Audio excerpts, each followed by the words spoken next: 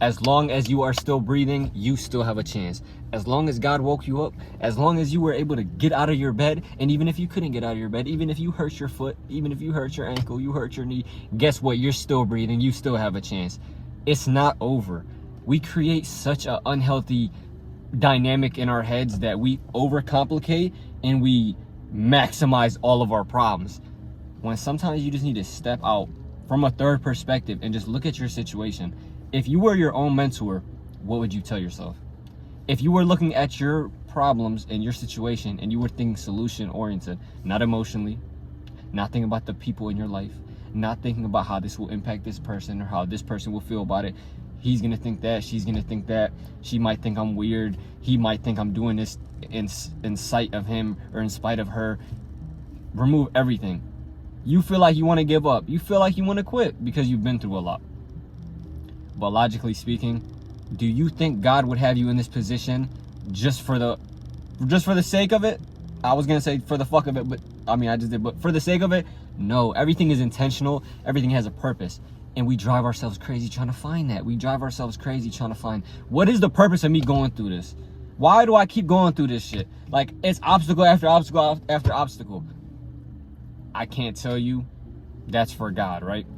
When you figure that out, or if you figure out, is your business. And sometimes we don't figure out the purpose of everything. But we also understand that our story is written by the greatest writer. God is the greatest writer, so you can't question it. Now, sometimes we do have that mindset of wanting to question things and be like God keeps putting me through all these tests and I still don't have what I want. I've been tested, I've gone through this, you know what I mean? I've done everything right, I put in the work.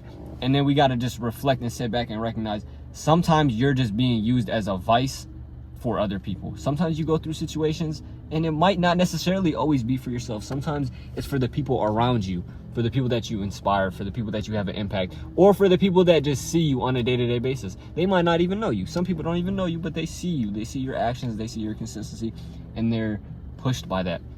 Whether or not you know is not really your responsibility. Whether or not somebody's impact is how you wanted it to be or you intended it to be is not your business.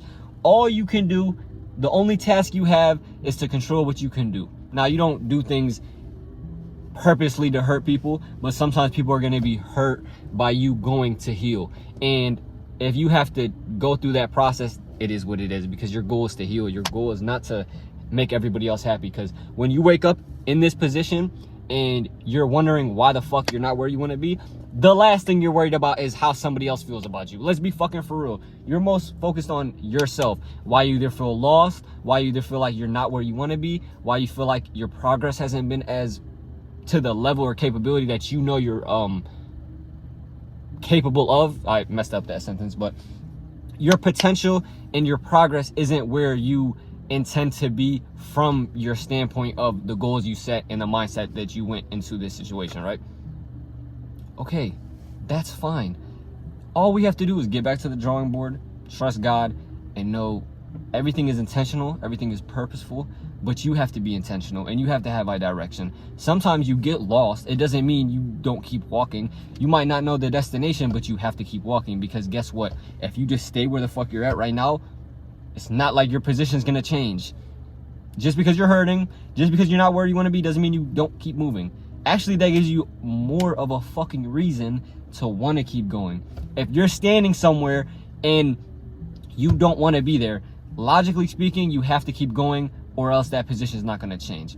Just common sense. But we get stuck, and then we think, since we are stuck and since we feel like no progress is happening, nothing is changing, and we're in the same situation, we think, well, fuck it, it's over. It's not over. As long as you're still breathing, you still have a chance. And the most important thing is to create a plan of action, document your progress within yourself, for yourself, and from there on, all you can do is just keep going. And I know you don't want to hear just keep waiting. You got to be patient. Nobody wants to hear that shit, right? But guess what? Sometimes we ask God for things. We ask for patience. We ask for strength. We ask for focus. And then he sends us trials to give us that. But guess what? You have to go through that trial to earn that. Like, I'll give you an example.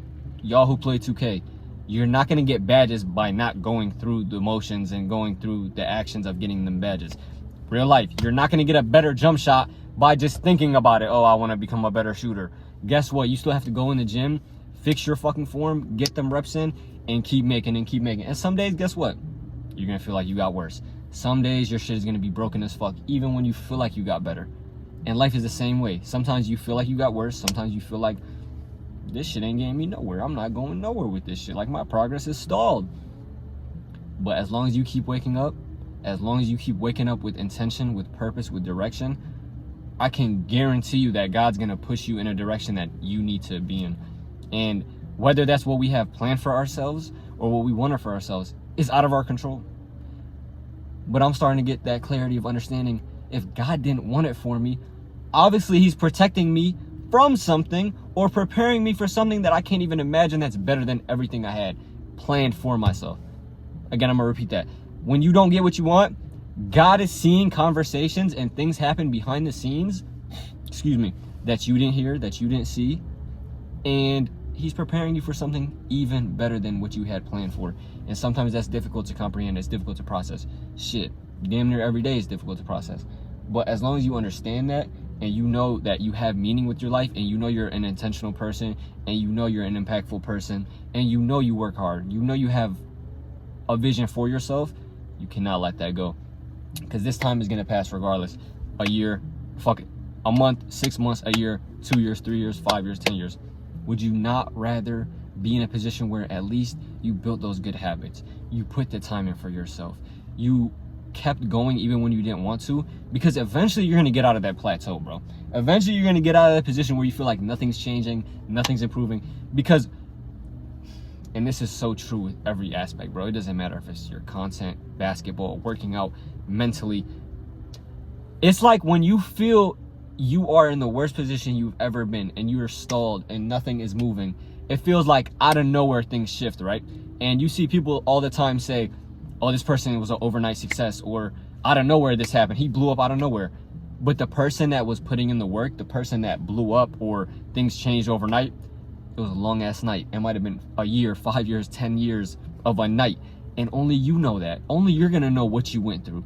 Only you're going to know how long it took and everything you had to sacrifice and all the plans that you had to change and all the things that you had to plan, replan, rewrite, get irritated about and be like, where the fuck is this shit going? And then eventually something clicks, something changes. And once that thing changes and you feel that in yourself, first of all, keep it to yourself. And I made a video talking about stop telling people your plans. Keep it to yourself, because as soon as you get that spark, that energy, that change, some people are going to try to tear you down. Some people are going to try to spit negativity in your life. Some people are going to try to be envious.